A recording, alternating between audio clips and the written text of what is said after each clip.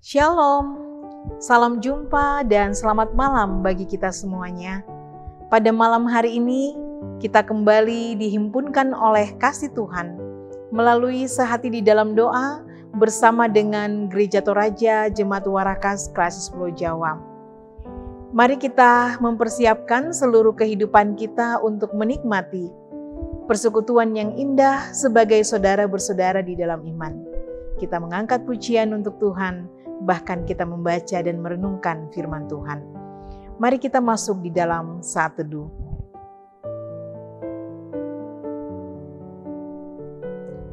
Kita mengangkat pujian untuk Tuhan.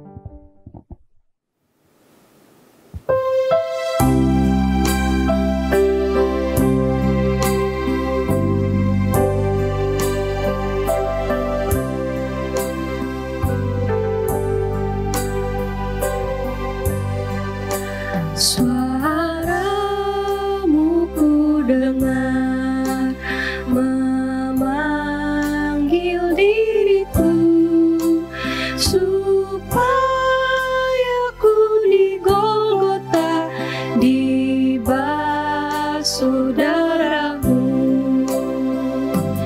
Aku datanglah Tuhan padamu. Dalam darah-Mu kudus, sucikan diriku.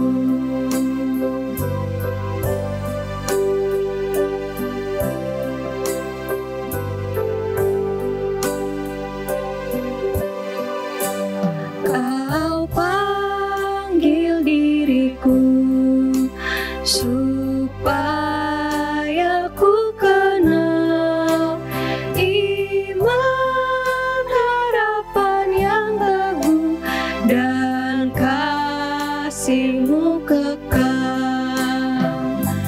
Aku datanglah Tuhan padamu.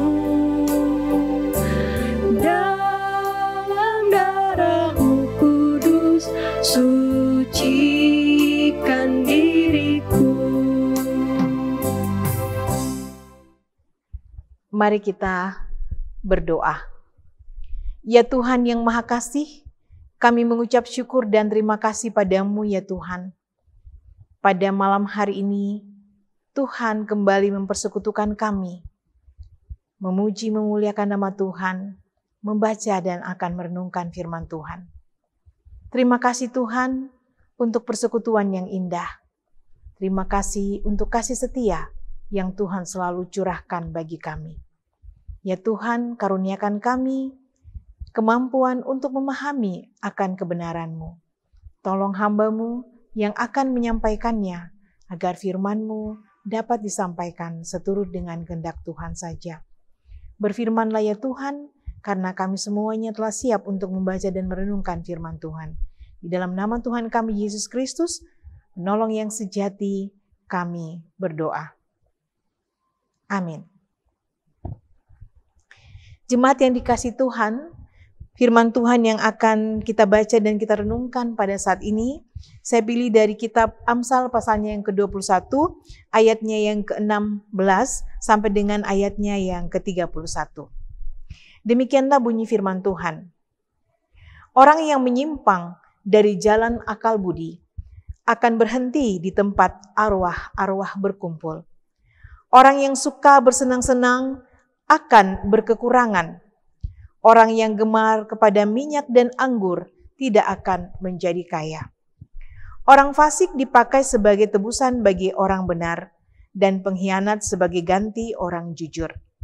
Lebih baik tinggal di padang gurun daripada tinggal dengan perempuan yang suka bertengkar dan pemarah. Harta yang indah dan minyak ada di kediaman orang bijak, tetapi orang yang bebal memboroskannya. Siapa mengejar kebenaran dan kasih akan memperoleh kehidupan, kebenaran dan kehormatan. Orang bijak dapat memanjat kota pahlawan-pahlawan dan merobohkan benteng yang mereka percayai. Siapa yang memelihara mulut dan lidahnya memelihara diri daripada kesukaran. Orang yang kurang ajar dan sombong, pencemooh namanya. Ia berlaku dengan keangkuhan yang tak terhingga. Si pemalas dibunuh oleh keinginannya karena tangannya enggan bekerja. Keinginan bernafsu sepanjang hari, tetapi orang benar memberi tanpa batas. Korban orang fasik adalah kekejian, lebih-lebih kalau dipersembahkan dengan maksud jahat. Saksi bohong akan binasa, tetapi orang yang mendengarkan akan tetap berbicara. Orang fasik bermuka tebal, tetapi orang jujur mengatur jalannya. Tidak ada hikmat dan pengertian, dan tidak ada pertimbangan yang dapat menandingi Tuhan. Kuda diperlengkapi untuk hari peperangan, tetapi kemenangan ada di tangan Tuhan. Demikianlah pembacaan firman Tuhan. Berbahagialah kita yang diberikan kesempatan oleh Tuhan sampai hari ini untuk menikmati kasih-Nya melalui firman Tuhan yang kita baca dan akan kita renungkan. Jemaat yang dikasihi Tuhan, dari pembacaan ini saya memilih satu tema untuk kita renungkan bersama, yaitu hikmat menuntun pada pengenalan yang benar akan Tuhan. Kitab Amsal ini sangat kaya sekali dengan pengajaran tentang kehidupan orang yang berhikmat dan juga di sisi lain tentang orang yang tidak berhikmat. Seperti hal yang terdapat pada bagian pembacaan kita. Pengamsal memberikan gambaran yang sangat rinci tentang kehidupan orang yang tidak berhikmat. Contohnya adalah orang yang tidak berhikmat adalah orang yang tidak mau menerima pengajaran. Ayat 16. Orang yang suka berpoya-poya dan menjadikan harta benda sebagai tujuan daripada kehidupannya. Orang fasik, orang yang tidak mau percaya kepada Tuhan, bahkan orang yang sering mengkhianati orang lain, bahkan juga terlebih mengkhianati nama Tuhan. Orang yang tidak berhikmat adalah orang yang suka bertengkar dan juga pemarah, tidak bisa mengontrol emosinya. Orang yang bebal, orang yang tidak mau diarahkan, selalu merasa bahwa apa yang ada di pikirannya itulah yang benar. Padahal realitas kehidupan mengatakan bahwa pemikirannya adalah pemikiran yang merugikan kehidupannya dan kehidupan orang lain, tetapi tidak mau diarahkan. Orang yang sombong, ya, orang yang kurang ajar, orang yang malas, itulah gambaran daripada orang yang tidak berhikmat menurut kriteria daripada Alkitab. Jika dilihat dari penampilan luar, orang yang tidak berhikmat tampaknya berkuasa dan kuat. Tetapi sekuat apapun kekuasaan dan kekuatan yang dimiliki orang yang tidak berhikmat itu, sesungguhnya kemenangan ada di tangan Tuhan. Itu bisa kita lihat di dalam ayatnya yang ke-31, kuda diperlengkapi untuk hari peperangan, tetapi kemenangan ada di tangan Tuhan. Ya. Orang yang tidak berhikmat kadang-kadang hanya bisa melihat dari sisi luarnya saja bahwa untuk mengalami kemenangan, ya kita harus memiliki harta benda, kita harus memiliki kuda yang kuat ataupun alat-alat perang yang kuat dan sebagainya, ilmu pengetahuan, ya, kepandaian, kepintaran dan keterampilan. Tetapi firman Tuhan mengatakan bahwa Tuhanlah, di tangan Tuhan ada kemenangan. Bahwa hanya dengan bergantung kepada Tuhan, maka kita akan dimampukan untuk menghadapi setiap pergumulan dan tantangan kehidupan ini dan menjadi pemenang. Nah, di dalam pembacaan berikutnya kita menemukan gambaran dari orang yang berhikmat. Ya, orang yang berhikmat diuraikan secara jelas juga oleh pengamsal. Orang yang berhikmat adalah orang yang mengejar kebenaran dan kasih. Ya, kebenaran dan kasih adalah sesuatu yang utama di dalam hidupnya. Orang yang berhikmat adalah orang yang memelihara mulut dan lidahnya.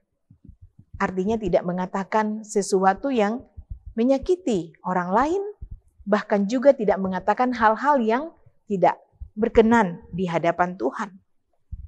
Ya. Orang yang berhikmat adalah orang yang suka memberi. Ayat 26. Orang yang berhikmat adalah orang yang bersedia mendengarkan keluhan dan penderitaan orang lain. Ya. Dia memberikan telinganya dan hatinya untuk mendengarkan apa yang menjadi keluhan daripada orang-orang lain, sehingga keluhan-keluhan itu dikelola dengan baik, lalu ia berjuang di dalam pemahaman yang benar untuk memberikan arahan dan tuntunan kepada suatu solusi yang membantu. Orang yang berhikmat adalah orang yang jujur, ya, orang yang jujur. Nah, sedalam apapun hikmat yang dimiliki oleh seseorang, ya, pengamsal mengingatkan bahwa tidak ada hikmat dan pengertian yang dapat menandingi akan kemahakuasaan Tuhan, kemahatauan Tuhan.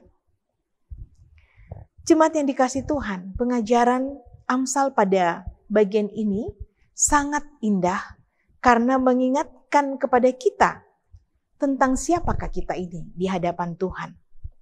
Apapun yang kita perbuat, Tuhan tahu. Sebesar apapun kekuatan kita, tetap tidak dapat menandingi kemahakuasaan Tuhan. Sedalam apapun hikmat yang kita miliki, tidak dapat menyaingi hikmat yang daripada Tuhan. Itu semua disebabkan oleh status kita serta kedudukan Tuhan sebagai pencipta, pemilik alam semesta ini. Sementara kita hanyalah ciptaan yang fana. Ya. Jadi hikmat Tuhan ini yang dikaruniakan Tuhan kepada kita melalui firman-Nya ini semakin dan akan terus menuntun kita untuk mengenal tentang siapa diri kita dan siapa Tuhan yang kita puji dan muliakan, kita sembah di dalam hidup ini. Dan melalui pengenalan ini akan mewujudkan sebuah kehidupan yang kerendahan hati, yang penuh dengan kerendahan hati, ya, dan juga kebergantungan kepada Tuhan. Mari untuk senantiasa mempelajari kebenaran-kebenaran Tuhan, memiliki hikmat-hikmat Tuhan untuk semakin mengenal tentang diri kita, diri ini, dan juga tentang Tuhan kita yang selalu mengasihi kita. Amin firman-Nya. Mari kita mengangkat pujian untuk Tuhan.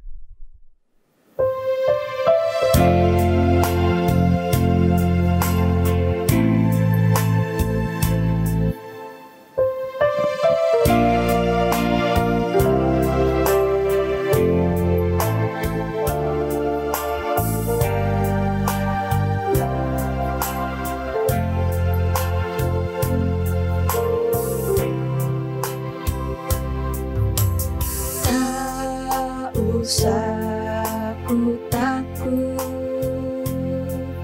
Allah menjagaku. Tak usah ku bimbang, Yesus peliharaku. Tak usah susah, Roh Kudus hiburku. Tak usah ku cemas, Dia memberkatiku. El Shaddai, El Shaddai,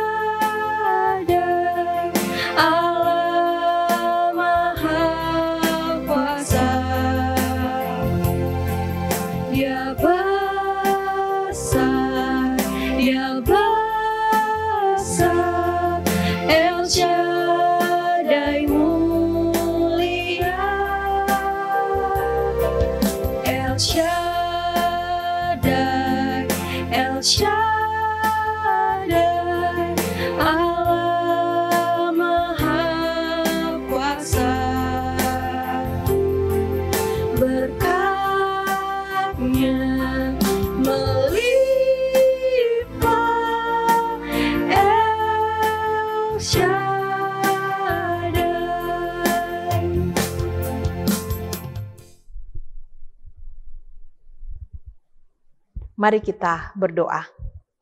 Ya Tuhan yang Maha Kasih, Tuhan yang baik, kami mengucap syukur dan terima kasih padamu oleh karena Tuhan kembali memberikan kami waktu dan kesempatan untuk menikmati persekutuan yang indah sebagai saudara bersaudara di dalam iman. Sampai pada malam hari ini, Tuhan setia membuat kami untuk bisa menikmati akan persekutuan sebagai keluarga besar, baik Jemaat Warakas maupun juga sebagai keluarga besar daripada anak-anak Tuhan, dimanapun kami berada. Terima kasih Tuhan. Di sini juga kami boleh melihat bagaimana Tuhan begitu setia di dalam kehidupan kami, menuntun kami tidak henti sampai hari ini untuk memberikan pengajaran-pengajaran, tuntunan-tuntunan Tuhan, dan juga nasihat-nasihat daripada firman Tuhan, agar hidup kami ini semakin menjadi hidup yang mengenal Tuhan, lebih dekat kepada Tuhan, bergantung sepenuhnya kepada Tuhan, dan hidup yang rendah hati. Terima kasih Tuhan untuk pengajaran firman Tuhan pada saat ini. Terima kasih juga untuk segala berkat Tuhan yang boleh kami alami di sepanjang pagi, siang, hingga malam hari ini. Terima kasih untuk semua aktivitas-aktivitas kehidupan, kami masih boleh menikmatinya di dalam kuat kuasa Tuhan. Tuhan terus menolong kami, Tuhan terus menuntun kami. Terlebih yang berada di dalam pergumulan sakit penyakit, baik yang dirawat di rumah, dalam proses-proses pemulihan, di rumah sakit maupun juga di rumah ya Tuhan. Tuhan memberkati segala obat-obatan, herbal, dan kasih sayang dari keluarga serta dukungan doa dari sidang jemaat Tuhan untuk mengalami kesembuhan. Baik yang ada di Jemaat Warakas maupun yang ada di mana saja, bahkan juga sesama kami yang mengalami paparan pandemi sampai pada hari ini. Tuhan yang Maha Kasih menjamah semuanya supaya boleh mengalami kekuatan dan kesembuhan yang daripada Tuhan sendiri. Kami sungguh percaya Tuhan baik, Tuhan mendengarkan akan seluruh sembahyang kami. Ya Tuhan berkati pemerintah dan juga tenaga medis supaya di dalam kehidupan mereka selalu dikuatkan dan dikaruniakan kesehatan di dalam memberikan pendampingan yang terbaik bagi masyarakat Indonesia. Terutama di dalam mensukseskan vaksin yang terus digalakkan sampai saat ini Tuhan. Tuhan yang Maha Kasih, Tuhan yang baik, kami juga terima kasih untuk pimpinan dan penyertaan Tuhan bagi tim multimedia dan juga pelayanan-pelayanan gereja yang boleh terlaksana sampai pada hari ini. Berkatilah ya Tuhan, semua pelayan-pelayan Tuhan, berkatilah juga akan anak-anak muda kami tim multimedia, karuniakan kekuatan kesehatan selalu, pimpinan selalu, berkat-berkat nyata di dalam kehidupan rumah tangga mereka, pendidikan mereka, pekerjaan mereka. Dan ya Tuhan, kami serahkan seluruh pelayanan-pelayanan ke depan, biarlah semuanya boleh berjalan di dalam tuntunan Tuhan saja. Ya Tuhan yang Maha Kasih, malam gelap gulita menyelubungi hidup ini, sebentar kami akan menyambut istirahat kami, Tuhan kiranya lindungi dan sertai. Sehingga besok pagi kami boleh bangun dengan tubuh penuh keberkatan untuk menyambut hari dan kehidupan karunia Tuhan. Terima kasih Tuhan, inilah doa kami, pengharapan kami yang kami sampaikan kepadamu di dalam Putramu Tuhan kami Yesus Kristus yang sudah mengajar kami doa Bapa kami. Bapa kami di dalam sorga, dikuduskanlah namamu, datanglah kerajaanmu. Jadilah kehendak-mu di bumi seperti di sorga. Berikanlah pada hari ini makanan kami yang secukupnya. Dan ampunilah kami akan kesalahan kami, seperti kami juga mengampuni orang yang bersalah kepada kami. Dan janganlah membawa kami ke dalam pencobaan, tapi lepaskanlah kami daripada yang jahat, karena Engkau yang punya kerajaan, dan kuasa, dan kemuliaan, sampai selama-lamanya. Amin.